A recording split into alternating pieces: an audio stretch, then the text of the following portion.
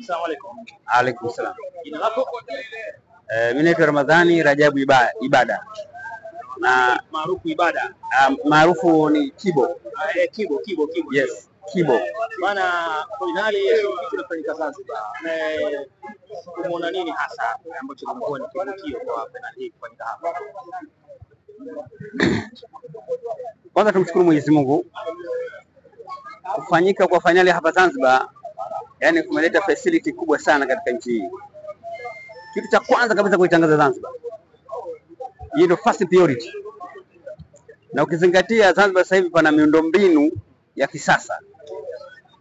Mechi kama hii watu wengi duniani wanaitazama hii mechi.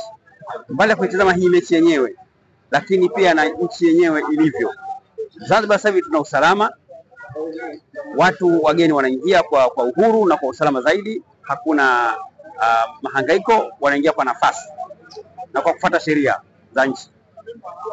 La pili, wafanyabiashara wote unaojua wewe wanafaidika kupitia mchezo huu. Kila mtu sasa hivi anafaidika kwa kipato cha mtu mmoja mmoja na kipato cha taifa kwa kupitia mchezo huu. Kwa hiyo mchezo huu umeleta impact, imeleta mafanikio makubwa sana kwa taifa la Zanzibar na kwa Tanzania kwa ujumla, na pia watu wake wa ndani, kwa sababu kuna watu wengine wametoka sehemu tofauti wamekuja na biashara zao hapa, na wengine hawajawahi kufika Zanzibar wamekuja hapa, na kwa sababu wamesikia Zanzibar ni kisiwa cha amani, hakuna vurugu, hakuna matatizo, watu wanaingia, lakini wanaingia kwa mujibu wa sheria. Hiyo ndio facility moja kubwa kwa kufanyika finali hapa Zanzibar. Wanasema bwana, Zanzibar njema atakaye na aje. Zanzibar ni njema atakaye na aje, na kama unaona watu wageni wanaongezeka. Mimi nakujua ulikuwa mwamuzi wewe, baadaye ukawa mkufunzi, na vipi sasa bado kwenye mambo hayo?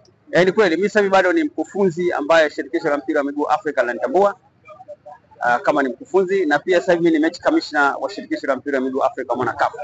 Kwa hiyo sasa hivi baada ya kuwa nachezesha, sasa hivi mimi nasimamia mechi za kimataifa kama match commissioner. Kwa hiyo nishapata nafasi tofauti kwenda kusimamia mechi za kimataifa. Mwaka jana nilikuwa Libya kwenye first round ile kama match commissioner, sio referee tena. Kwa hiyo bado naendelea na facility hizo, na pia hapa ni mkufunzi wa waamuzi kwa Tanzania.